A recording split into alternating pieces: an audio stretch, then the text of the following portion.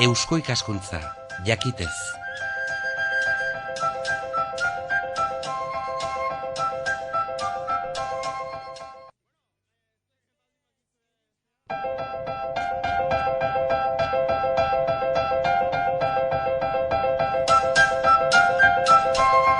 Kultur arloa Euskal Herria irratian.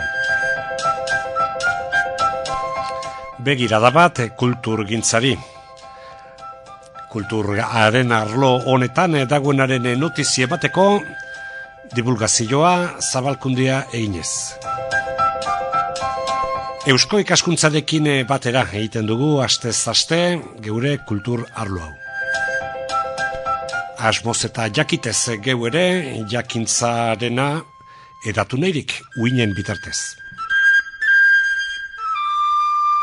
Gaurko honetan solaskide Roldan Jimeno izanen dugu. Ta bere izenak ere badu lotura gaiarekin, izena eta izana egin batean.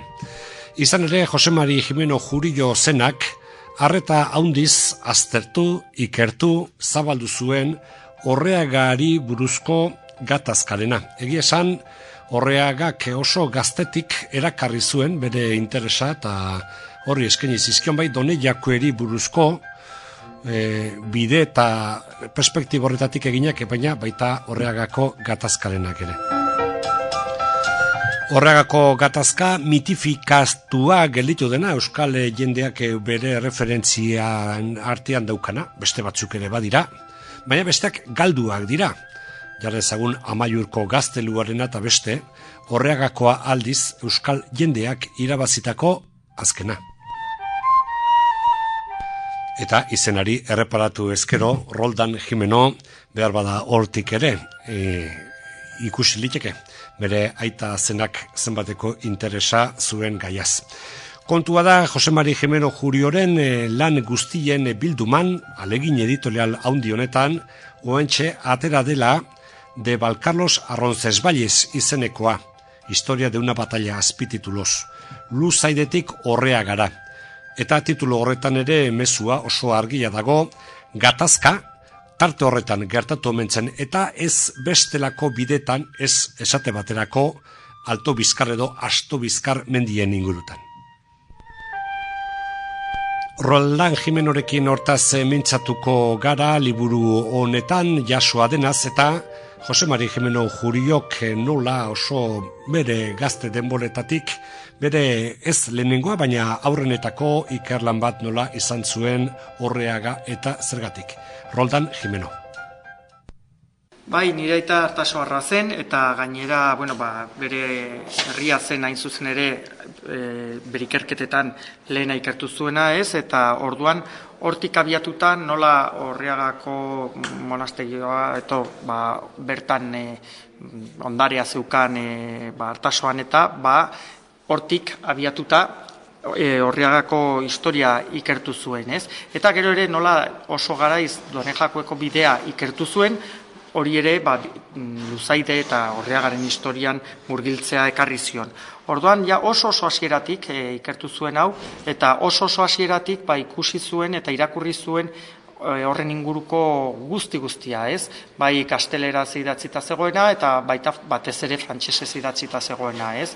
Nire aitak oso ongi ezagutzen zuen kultura frantsesa eta askotan joaten zen Frantziara eta harreman estua zeukan eta orduan zentzu horretan oso irakurketa sistematikoak egin zituen eta gainera metodologikoki oso anitzak. Alegia, ez bakarrik historiaren ikuspegitik, baita literaturaren ikuspegitik, Sanson de Golanen inguruko guztia irakurri zuen, eta hortaz gain ere,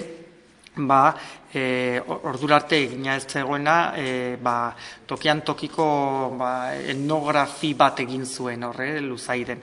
Orduan, goitik bera ibili zituen bide guztiak, bertako hartzaileekin hitz egin eta jendearekin, nola toponimia pixka toponimiaren bidez ere konklusio batzuetara ailegatzeko eta orduan oso ikerketa orokorra egin zuen, ez bakarrik esparru batetik, eta horrek perspektiba berri bat ireki zion.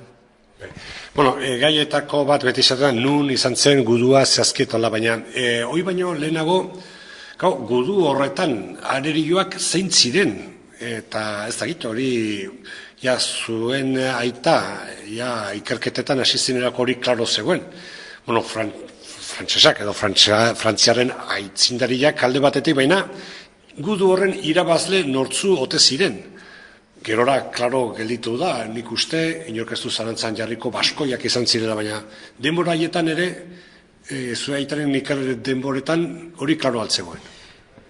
Hori nahiko argi zegoen. Bueno, oraindik eztabaida hor zegoen, baina dagoeneko Jose Maria Lakarrak bere tesiak argitaratutak zituen horren inguruan. Eta hor, egia esan da, hor ez zen nire aita izan, aitzindaria, baina nire aitak pixkat Lakarraren tesitik abiatuta, bere egin zituen, eta bueno, horren alde egin zuen, eta liburu honetan idei hori agertzen da, ez? Eta orduan, zein da haien teoria, azken batean baskoiak izan zirela, baskoiak, baina Pirinetako bi aldekoak, alegia, iparraldekoak eta hegoaldekoak. Eta hor kontua da eta ez dago frogatzerik izan zutela. Baina protagonistak batez ere baskoiak izan ziren jakina. Eta bueno, bide horretatik bestetik eta nola izan zen guduaren estrategia eta gizonetakoak horiek ere orduan, horiek ere Lakarrak eta horiek ja aurreratua zuten bide horretatik kontu. Bai, gauza da horren inguruko guztia nahiko mitologizaturik dagoela, hain zuzen ere Sanson de Golan eta gainontzeko obrengatik, ez? Ez daude datu zehatzik bai ordea eta hortan nire aitak lan handia egin zuen, Karlomagnoren ondorengoko historiatzaileen lanak hartu eta Eginardo eta bestelako batzuk, sasoi poeta eta olakoak, ez hartu horiek aztertu, sakonki, kritikoki, eta hortik eratortzen aldena, egia esan da oso zertzelada txikiak dira, ez? Azken batean, zer, guztiok dakiguna, ez? Karlomagno Zaragozara joan zela, Zaragozai itxita aurkitu zuela, azken batean iruzur bat egin ziotela, bueltatu zela, Iruña suntsitu zuela, eta horren mendekuan, azken batean, baskoiek, ez, Karlomagnoren erretaguardiarekin bukatu egin zutela, suposatzen da, Orriagan bertan, baina, nire aitak frogatu zuen ez zen Orriagan bertan izan, baizik eta Orriagatik Balkarlosera edo Luzaiderako bidean, ez? Bueno, hortaz, zen horretan. Orriagatik Luzaiderako bidean, lehendabizi Ibañeta edo bintzate gaina.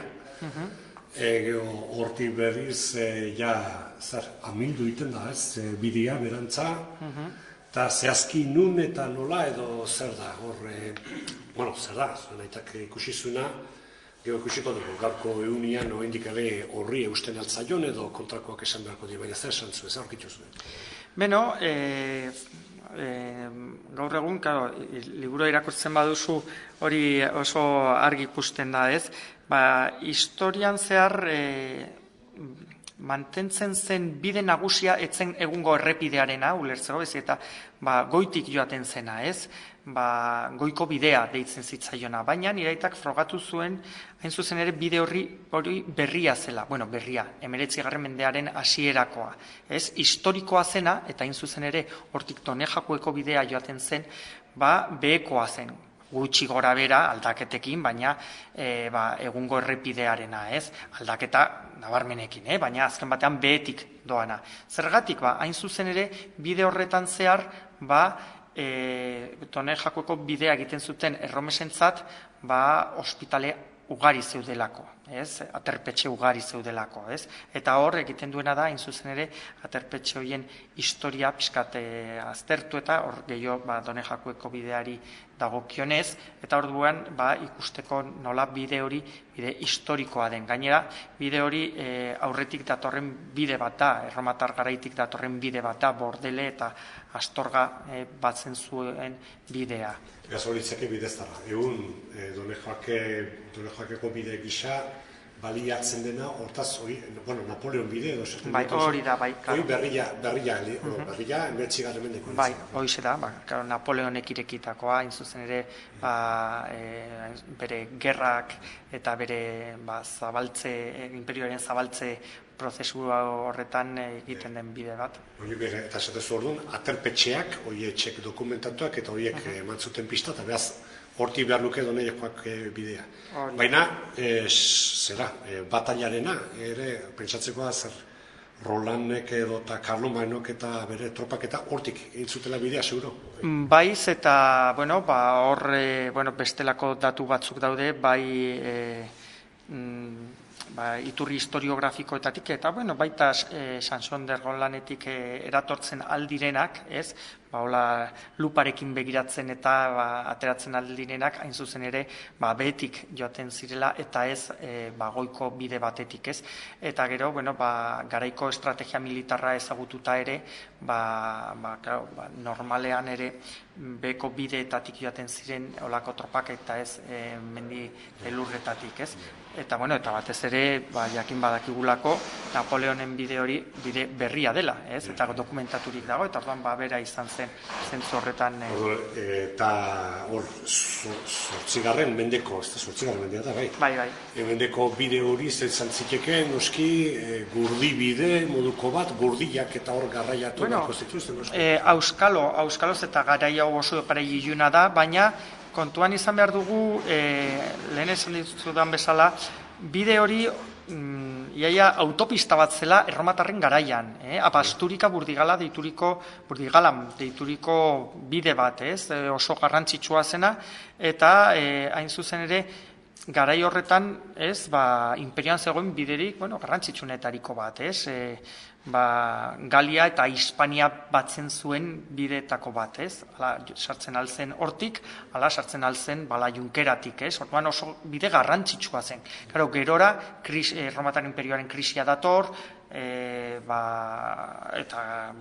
Goi Erdi Aroaren lehenengo urteak oso urte ilunak dira, ekonomikoki oso krisi izugarria dago, hor bide horretatik inbasio asko sartzen dira, eta orduan, zer geldituko zen garai horretan erromatarren bide garrantzitsu horretatik, auskalo, baina behintzat egon bazen eta garrantzitsua zen, eta orduan nolabaiteko infrastruktura gutxieneko bat egongo zen, horregatik joaten zen, eta sartzen ziren hortik. Eta besteak beste, kostaldeko bidea, garai horretan, etzen oso bide segurua, eta nahiko korapilatsua zen hortik joatea batetik geografikoki, hor marismak eta zeudelako, eta bestetik kostalde guztia bere populazioa barnek alderuntz joango delako, pirata bikingoak egongo direlako hortik. Hortaz bidea, esatezu, gutxi gora bera egun errepidea dena, baina bataila bera, gudua bera tokiziatzen baten, esan litike, erasua nun eta nola gertatu zen, edo hor nun baiten behar du, zehaztapen gehiagorik ez?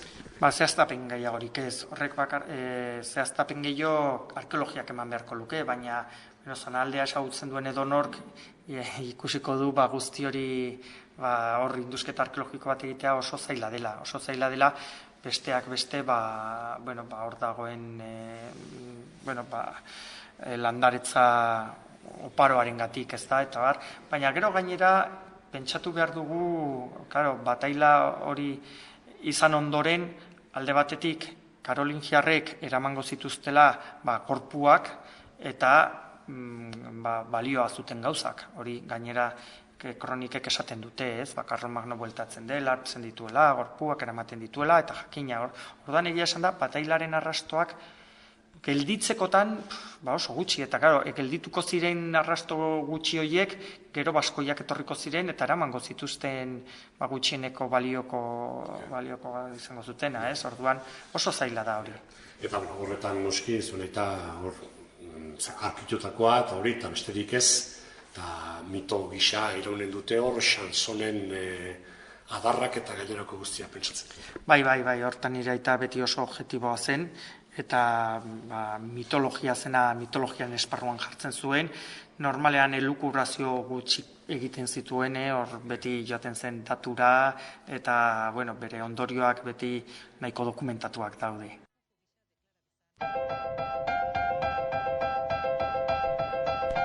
De Valcarlos Arroncesvalles liburua zariga da Roldan Jimenorekin, eta horreagatik luzaideko tarte horretan gertatu zen gatazka historikoa. Eta horixe da zehatz-mehatz Jose Mari Jimeno Jurio zenak aztertuta ikertu zuena. Baina horreagakoak euskal jendearen gogoan badu bestelako indar bat, balio metaforikoa, balio simbolikoa.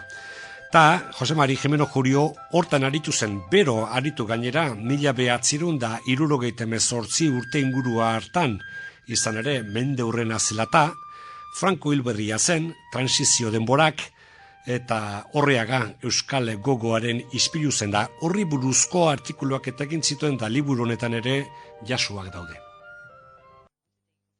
Liburu honetan ere, hain zuzen ere, 1978an bateilaren inguruan idatzi zituen artikulu periodistikoak jasotzen ditugu. Alde batetik Puntoiora de Euskal Herria aldizkarian argitaratutakoak, eta beste batetik eginen argitaratutakoak. Eta oso interesgarriak dira, hain zuzen ere, transizioaren giro hori ulertzeko, eta Orriagaren simbologia ulertzeko, ez? Eta hainbat ekitaldi egin ziren, nire aitak pixkat ekitaldi horietan bintzat ikuspegi historiko batetik bera izan zen horren arduraduna, bintzat ikuspegi nahi bauzu abertzale batetik edo, ez? Eta orduan, hor aritu zen Sutafuego guztia antolatzen, hor aritu zen Sutafuego egunkarietara edo aldizkari honetara artikuluak bidaltzen jendea mobilizatzeko. Eta gainera oso interesgarria da, eta Diario de Navarratik honen kontra egin zuten, ez? Eta boikoteatzen saiatu ziren, eta poliziaren poliziak bidaltzen zuten guzti hau ekiditzeko, eta orduan, nire aitak hain zuzen ere, mobilizaziora deitzen zuen, baina era berean modu baketsu batean, zibilizatu batean, eta oso interesgarria da, ez? Ezin gaituzte irabazi olako formekin, eta oso polita, ez? Eta azken batean, nire aitak bere egiten du simbologia hori, eta hartzen du azken batean Orriaga eta 1778an gertatu zena, momentu horretan eraikitzen ari zen, ez, estatu edo etorkizuneko Euskal Herrirako eredu simboliko bezala jakina.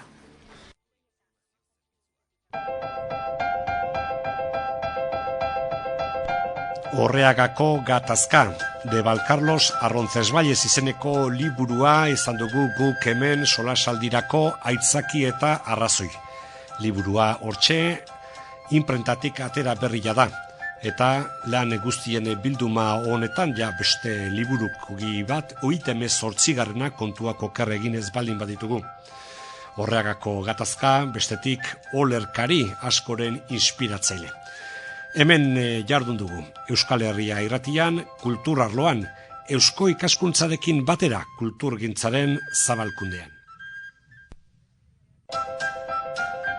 Eusko ikaskuntza, jakitez.